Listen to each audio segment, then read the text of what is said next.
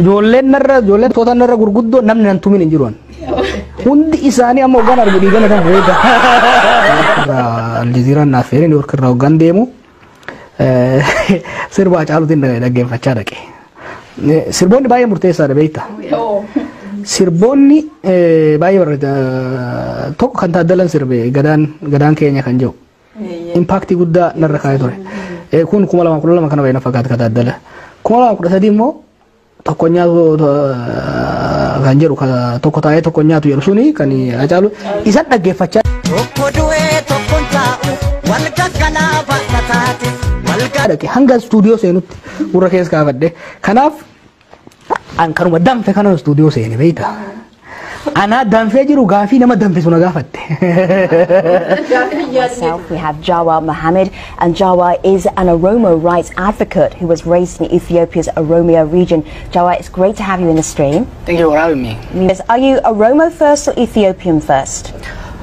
I am an Oromo first. Nuti Oromo da jechuun isaan maraachuu eegallan daran maraachina jennee I am Oromo first jennee kaane. Kagara fuuldura odoo ixaana qabaatan irra buufneet. Irraa ina sila. Akka buna danfifneet wanni isaa maal fakkaata kaja'u yookiin immoo qallee moora laallee sila murteessina. Kagara fuuldura rabbi qofa beeka. Fedhii aartii guddaan qaba. Osoon gara siyaasaa goruu baadde haati akkan doktora ta'uu barbaadde. Ani immoo sagalee na jallati malee sila wallisaa afaan ta'uu barbaadde. Budaan na nyaatee dhiisee malee walaloon barreessa ture dur. Muuziqaa warra gurraachaa yoongaa kanatti irraan oola. Muuziqaa warra gurraachaa. Muuziqaan gurraachaa sagalee namni akka gurraachaa qabu hin jiru afaan Ingilizii keessatti hin jiru. Inuma hin jirre beek. Inuma hin jirre. Muuziqaa Ameerikaa kan muuziqaa godhe muuziqaa warra adii hirriba nama raffisa guyyaa otoo sirban. Gurraachi garuu gaafa gabrummaatiirraa kaasee sirba ajaa'ibaa sirba ture beekta. Garuu diinagdee jalaa kuffisan. Har'a Eeshiyaa yoo dhaytan, Chaayinaa yoo dhaytan akka Tupaakii fi akka 50 Centitti surree ol argafataa deemu. Gaafan barata gaafan afroo qabu sani Adaamaa mana barcaa tokko taa'eetiin na duuba nama afaan Oromoo waa'ee aartii haasa'u dhagaye. Maraataan kun kabijee hoggaan garagalu maraatuma saniin argee jechuudha. Mana barcaatti wal agarree ooyee mistira baafne gurba. An takka digisii qopheesseetis dhaqeetis hin beeku. Gaafa sargii xiyyaa'u namni hanganaa dhufee hin beeku bee nama shanii ture.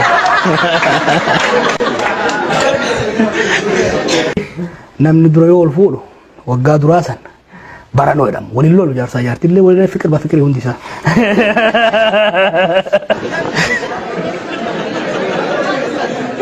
Naqaanesiti ammoo. Wanni raafamu yookiin dhadhaa baasaa yookiin aanan balleessa.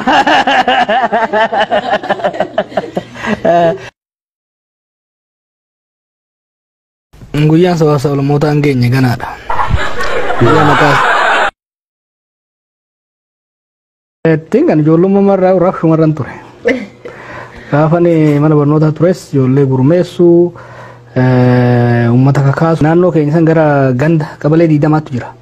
Gandi ani miilaan hin dhaqin hin jiru yeroo san. Ganda hunda miilaan dhaqeetiin gurmeessan ture nan kakaasan ture gurbaa diimaa barataa san naan jedhan yeroo san.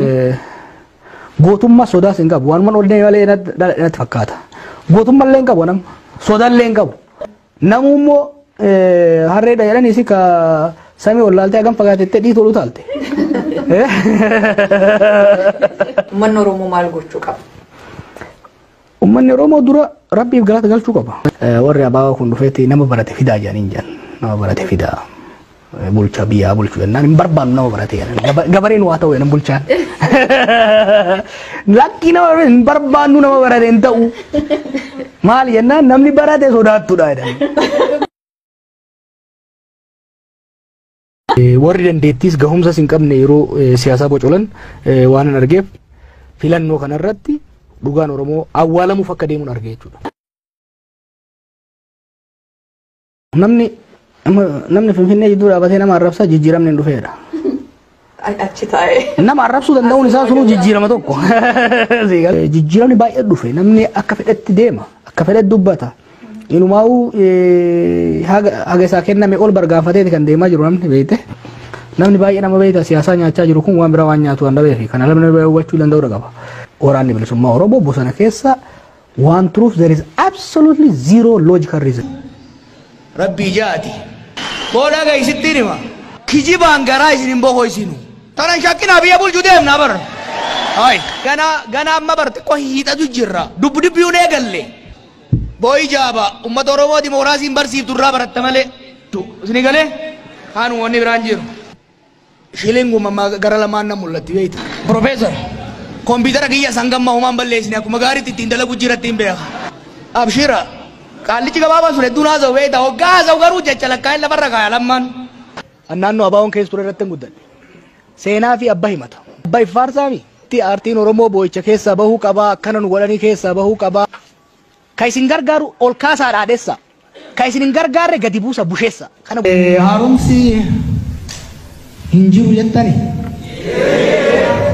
Haaraa'uu dhiinsi moofa'uutu deemaa jira dhugaa sanatti. Dheengadda hoggaa jaritti wachu hantuuta bishaan seene fakkaatti. An garaa na gubataa jechuudha. Goolii balbala goolii fuulduratti maanoo tuqanii fiikaa fuufanii hoggaa namni itti dhiite maanuutti dhiittaa jedhu. Maanoo ofumaatu hiittanii fiikaa fuuftanii hoggaa namni galchu boo'uu dhiisan jedhan. Ameerikaa ka godhe. Ameerikaa ka godhe waa sadii. Tokko CNN. Lammaffaan Hollywood. Sadaffaan hip hop muuziqaa isaaniiti. Finfinneen mana sabaaf sablammootaa ta'uu handhuura Afrikaa ta'uu hin waakkannu nu.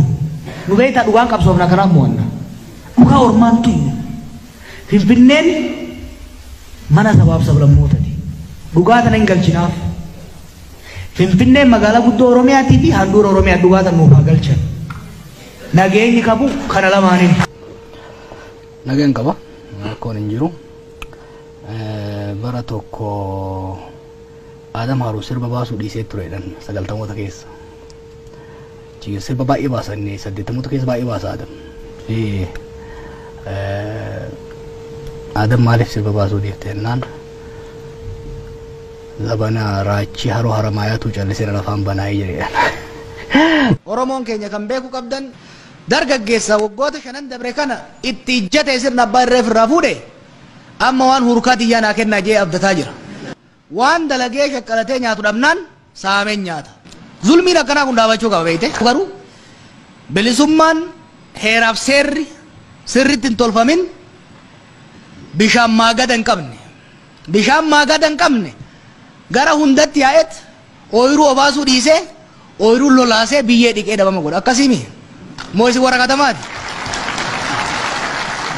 Warri magaalaa kun beekta fakkeenya qonnaa kanan galuufi. Gaafa geeshootumaa isintu ture jechuuf. Gaafa farsoo hedduu sabboonummaa jechuun xiinsammuudha mataa namaati.